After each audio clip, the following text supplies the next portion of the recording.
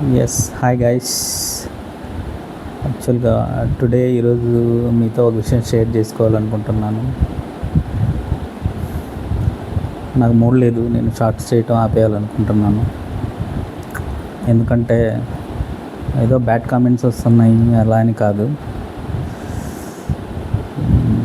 Interest పోయింది మీ వల్లనే. నా సబ్స్క్రైబర్స్ నన్ను బాగా డిసప్పాయింట్ చేశారు. లైవ్ పెట్టినప్పుడు జాయిన్ అవుతారు కానీ ఎవరు మాట్లాడరు. చాలా బాధకు గురి చేసింది నన్ను.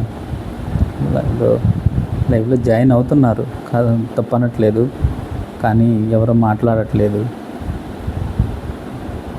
అందుకే కొంచెం డిసప్పాయింట్ అయ్యాను.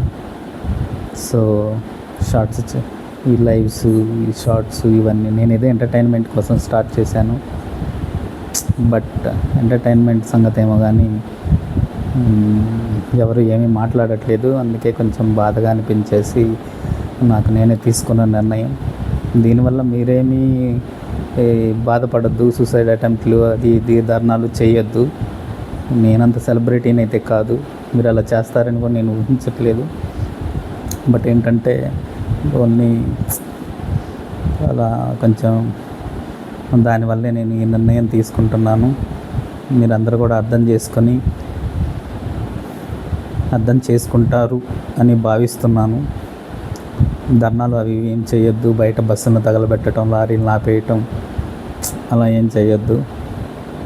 దయచేసి అర్థం చేసుకోండి. ఇది ఓన్లీ మీరు లైవ్లో జాయిన్ అయ్యి మాట్లాడకపోవటం అనే ఒకే ఒక రీజన్తో నేను ఈ నిర్ణయం తీసుకున్నాను.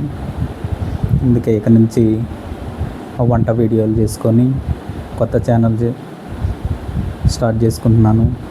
అయితే మీకు ఎవరికి చెప్పాలనుకోవటం లేదు.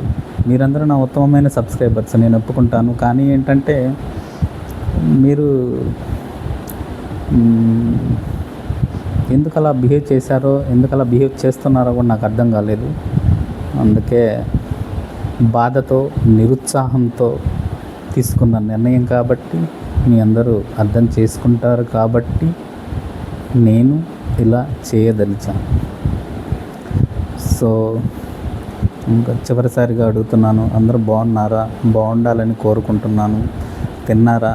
తినేసే ఉంటారు అనుకుంటున్నాను.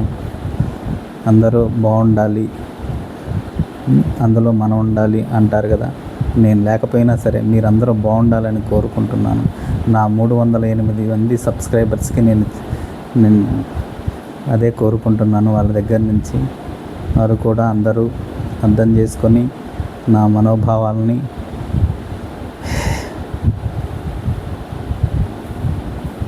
అనుకుంటున్నాను.